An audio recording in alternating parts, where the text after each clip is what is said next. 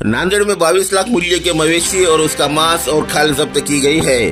अनुविभागीय पुलिस अधिकारी सुशील कुमार नायक की टीम ने ग्रामीण और इतवारा थाना क्षेत्र में विभिन्न स्थानों पर छापेमारी कर 22 लाख मूल्य की 13 मवेशी, 150 किलो मांस और खाल जब्त की है और 7 आरोपियों को गिरफ्तार किया गया है।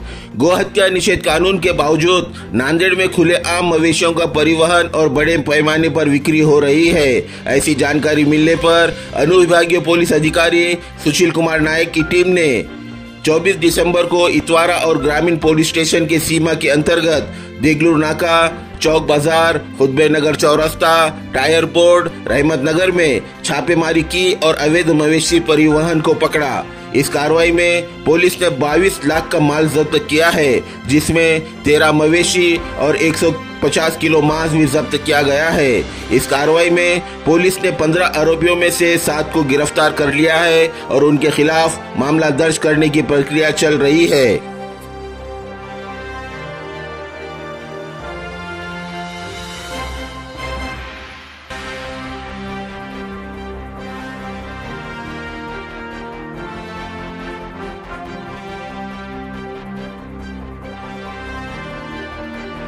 माननीय पोलीस अधीक्षक सर नांदेड यांनी अवैध जे कत्तलखाने यावर कारवाईचे आदेश दिले होते।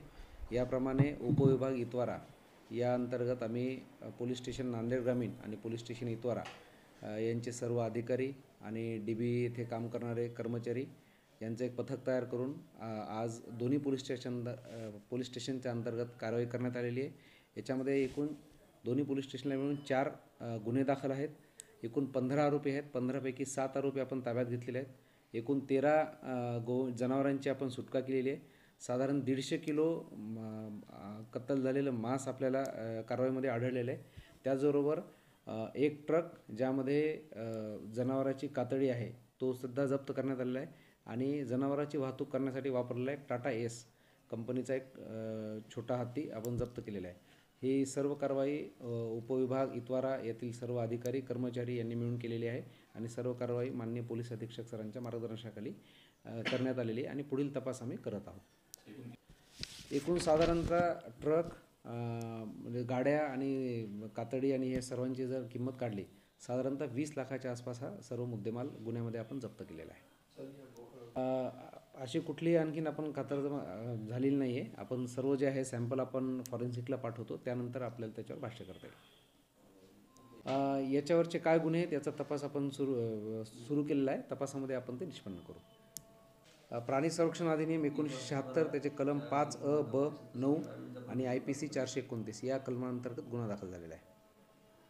ही कारवाई आम्ही सततपणे कारवाई सुरू करू आणि कुठल्याही प्रकारचं अवैधरित्या गोवंशची कटाई होणार नाही याची आम्ही दक्षता घेऊ। हे जे गोवंश आहे हे शासनाने जे मान्यता दिलेल्या आहेत गौशाळा त्या ठिकाणी आम्ही पुढील कायदेशीर कारवाई करून पाठवणार आहोत। न्यूज़ देखने के लिए हमारे चैनल को लाइक और सब्सक्राइब कीजिए। हमसे संपर्क करने के लिए 9049032007 पर कॉल या व्हाट्सएप कर सकते हैं।